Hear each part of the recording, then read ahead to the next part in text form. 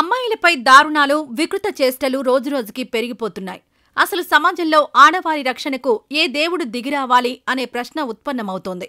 బయట ఎలాగూ సేఫ్టీ లేదు. కనీసం ఇంట్లో, స్కూల్లో, కాలేజీలో, ఆఫీసులలో, హాస్టళ్లలో ఇలా ఒకటేమిటి, ప్రతి చోట మహిళల మాన ప్రాణాలకు భద్రత కరువవుతోంది.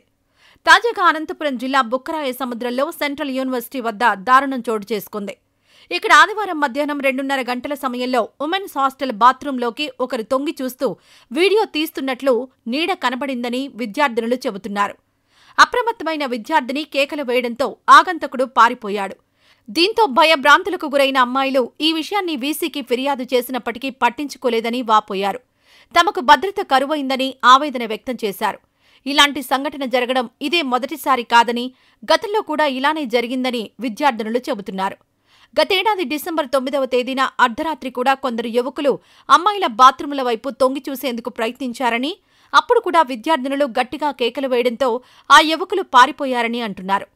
భయంతో వణికిపోయి డయల్ 100కి ఫోన్ చేసి పోలీసులకు ఫిర్యాదు చేశామని, అప్పట్లో డీఎస్పీ వెంకటేశ్వర్లు యూనివర్సిటీకొచ్చి విచారణ చేశారని, ఈ ఘటనలో అనుమానితులైన 4 యువకులను పోలీసులు అదుపులోకి తీసుకుని విచారించి వదిలేశారని, తాజాగా అదే ఘటన పునరావృతమైందని అంటున్నారు.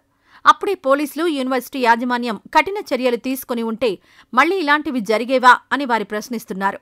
ఇంకా ఎన్ని రోజులు ఇలా బిక్కబిక్కమంటూ గడపాలని ఆవేదన వ్యక్తం చేస్తున్నారు విద్యార్థినులు. ఈ వీడియో తీస్తున్న ఘటనపై అయినా చాలా గట్టి చర్యలు తీసుకోవాలని ఆదివారం సాయంత్రం సుమారు 1000 మంది విద్యార్థినులు ఆందోళనకు దిగి వర్సిటీ అధికారులకు వ్యతిరేకంగా నినాదాలు చేశారు. వీరికి ఇతర విద్యార్థులు, విద్యార్థి సంఘాల వారు మద్దతుగా నిలిచారు.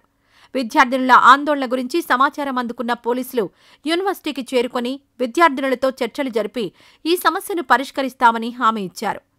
ఏదేమైనా రోజురోజుకి ఇలాంటి సంఘటనలు ఎక్కువైపోతూ ఉండడంతో అమ్మాయిల తల్లిదండ్రులు ఆందోళన చెందుతున్నారు.